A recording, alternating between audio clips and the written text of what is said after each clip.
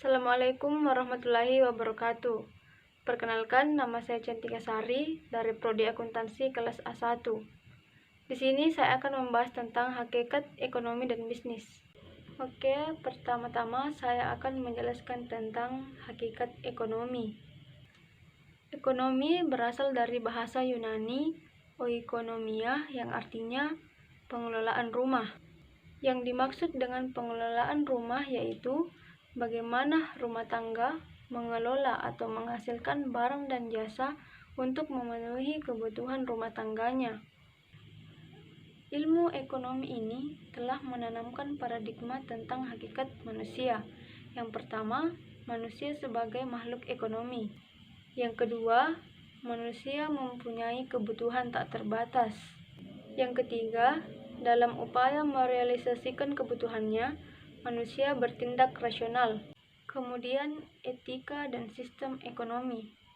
Berbicara tentang ekonomi, ada dua paham ekonomi yang sedang berkembang pada saat ini, yaitu ekonomi kapitalis dan ekonomi komunis. Sistem ekonomi kapitalis dikembangkan oleh negara-negara barat yang dipelopori oleh Amerika Serikat dan Inggris beserta sekutu-sekutunya. Sistem ekonomi kapitalis yang berkembang di negara-negara barat tersebut telah melahirkan berbagai perusahaan-perusahaan multinasional yang masing-masingnya memiliki ciri-ciri. Ciri yang pertama yaitu kekayaan mereka semakin besar, bahkan mengalahkan pendapatan negara-negara yang sedang berkembang. Yang kedua, kekuasaan para pemiliknya telah melewati batas-batas suatu wilayah negara. Tetapi ada akibat yang ditimbulkan dari sistem ekonomi kapitalis ini. Akibatnya yaitu terjadi pemanasan global dan kerusakan di bumi. Kemudian terjadi ketidakadilan distribusi kekayaan. Kemudian ancaman kekerasan, konflik antar negara, kemiskinan, dan pengangguran yang semakin meluas. Tidak hanya itu, masih banyak akibat yang ditimbulkan oleh sistem kapitalis lainnya yang sangat merugikan. Selanjutnya yaitu sistem ekonomi komunis. Sistem ekonomi komunis ini berkembang di negara-negara bekas Uni Soviet beserta sekutu-sekutunya, yaitu Jerman Timur dan negara-negara Eropa Timur lainnya.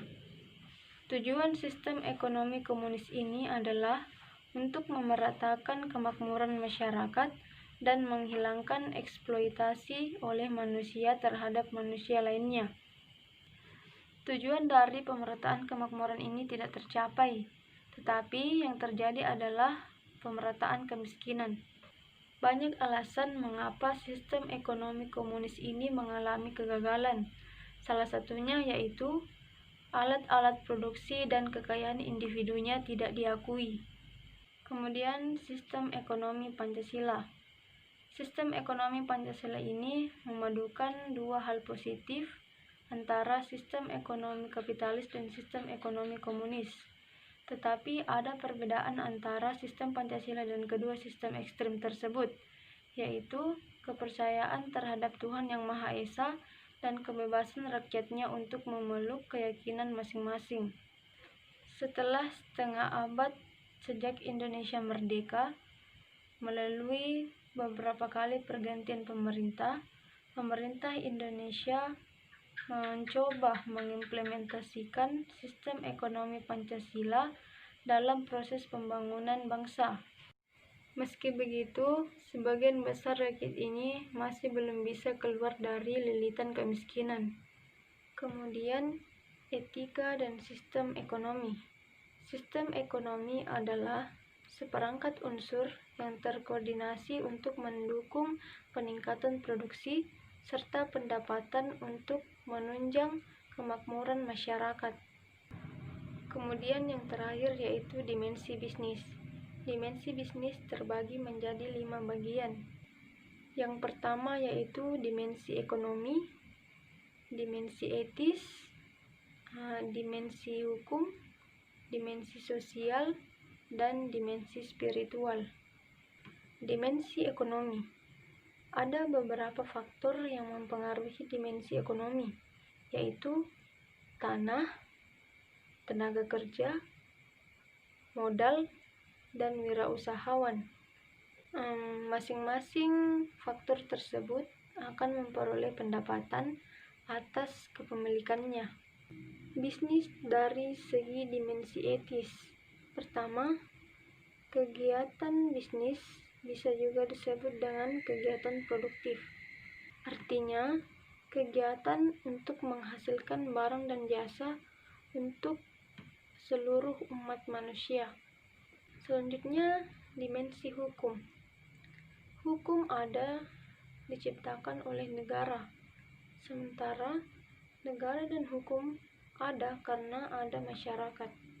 Ini berarti bila negara menciptakan perusahaan dari sudut hukum, itu karena memang perusahaan diperlukan oleh warga negara ataupun masyarakatnya sendiri. Kemudian dimensi sosial. Berbicara tentang dimensi sosial, pasti ada memiliki faktor-faktor, tidak hanya faktor internal, tetapi juga faktor eksternal. Faktor eksternalnya itu terbagi menjadi dua elemen, yaitu faktor manusia dan faktor non-manusia.